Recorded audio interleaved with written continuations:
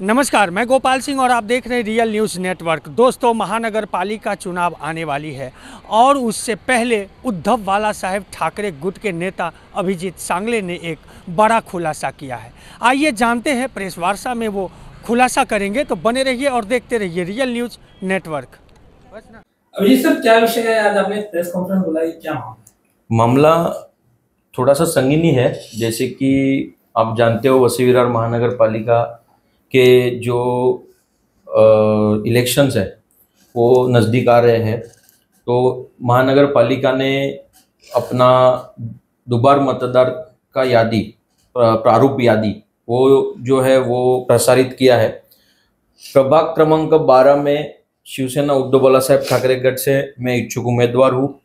तो हम लोग यादी का जब अपने तौर से देख रहे थे, यादी पे टोटल 38,016 मतदार है और सब सारे मतदार को जब हम लोगों ने वो यादी को जब छाना तो हमको ये पता चला कि यादी के अंदर बहुत से ऐसे मतदार हैं जिनके घर के एड्रेस नहीं है। ऐसे 5,000 के आसपास मतदार है और बहुत से ऐसे मतदार हैं जिनका ईपिक आईडी नंबर दिया गया है लेकिन नाम नहीं है। ऐसे भी कम से कम 500 के ऊपर मतदार है।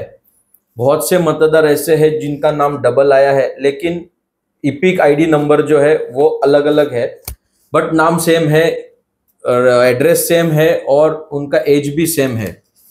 कुछ ऐसा ही सेम सिचुएशन आया है, कहीं पे नाम 3 बार आया हुआ है और नाइक शर्मिला करके है, ये 3 बार नाम आया है इनका, लेकिन तीनों बार में ईपिक आईडी नंबर तीनों अलग अलग है।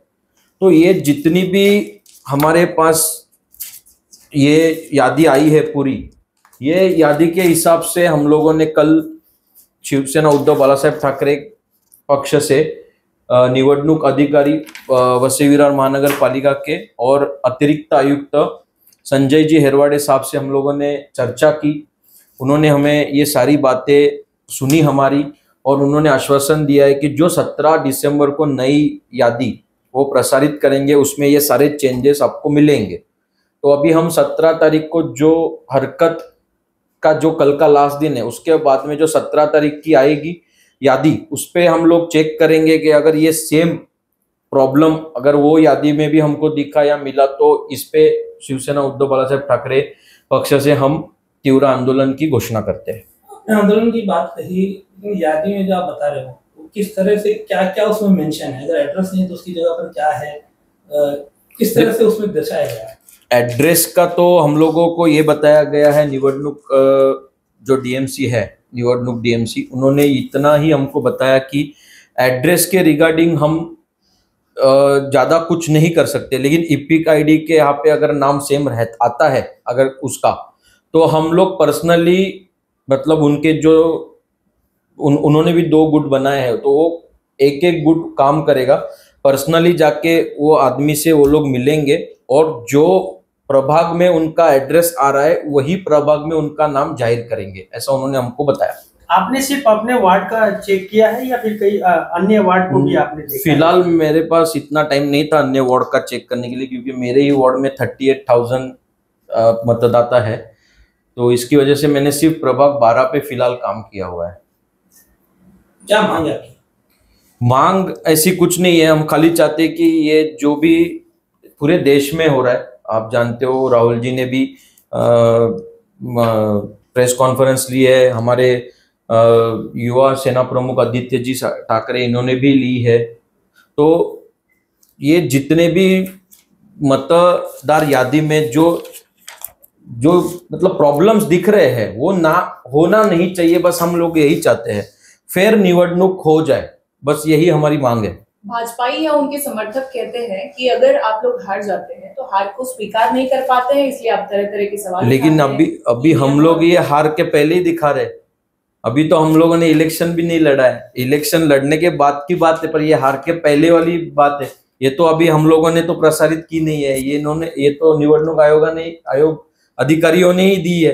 अगर उनके ही इसमें इतना प्रॉब्लम दिख रहा है तो बट ऑब्वियस है उनको विरोधी को हारना ही है और जो सत्ता में बैठे उनको जीतना ही है। ये बात बोलकर आप सीधा टारगेट कर रहे हैं, तो क्या आपको लगता है कि भी भूल है कि जानबूझकर किया गया कृत्य? देखिए, पहले भी इलेक्शन हुए हैं, भारत में इलेक्शन हुए हैं, वसई विरार महानगर पालिका में इलेक्शन हुए हैं, इवन स्टेट में भी इलेक्शन हुए हैं, लेकिन ये जो संगीन मामला है ये कभी दर्ज नहीं हुआ है, जो कि अभी पिछले यही जो लोकसभा के बाद वाले इलेक्शन में जो ये संगीन प्रॉब्लम दिखाई दे रहे हैं वो ही अभी क्यों आए हैं, वो भी तो थोड़ा सोचने की बात है।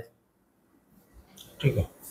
तो देखा आपने, ये थे अभिजीत सांगले और किस तरह से खुलासा किया है एक ही मतदाता का 3-3 जगह नाम, ऊपर से एपिक नंबर भी अलग अलग, बाकी सब सेम।